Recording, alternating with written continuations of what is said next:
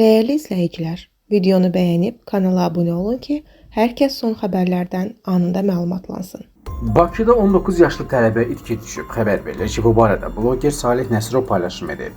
İkinci kurs tələbəsi Abidinov Vasif Elnuroğlu sonuncu dəfə Xətai rayonunda Günəşli parkında olub. Polis tərəfindən axtarış aparılır.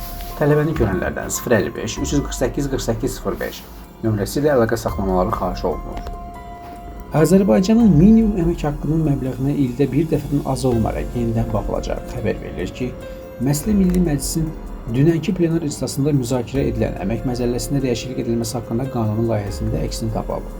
Dəyişikliyə əsasən, minimum əmək haqqının məbləğini müvafiq icra hakimiyyəti orqanının müəyyən etdiyi orqanın təklifləri əsasında müvafiq icra hakimiyyəti orqanının müəyyən etdiyi orqan tərəfindən ildə bir dəfədən az olmayaraq yenidən baxılacaq.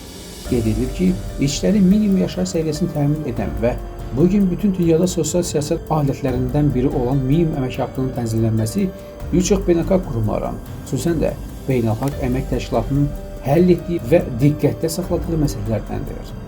Bu xüsusda Dünya Bankı qrupunun Business Ready hesabatında qanunvericiliyin minimum əmək haqqının dövrü yenilənməsinin məcburiyyətinin təsbit edilməməsi və bal itirən suallar kateqoriyasına şamil edilib.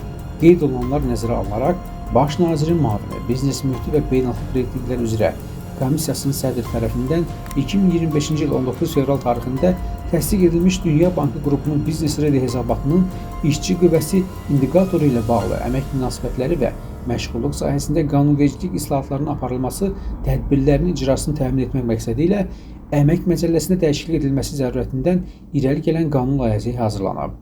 Bildirilib ki, layihənin qəbulu ölkədə sosial müdafiənin effektiv aləti sayılan minimum əmək haqqının müəyyənləşməsinin dövlülüyünü təmin edəcək və sözügedən hesabatda qeyd olunan sualla bağlı ölkənin bal itirilməsi səbəbi aradan qalxacaq.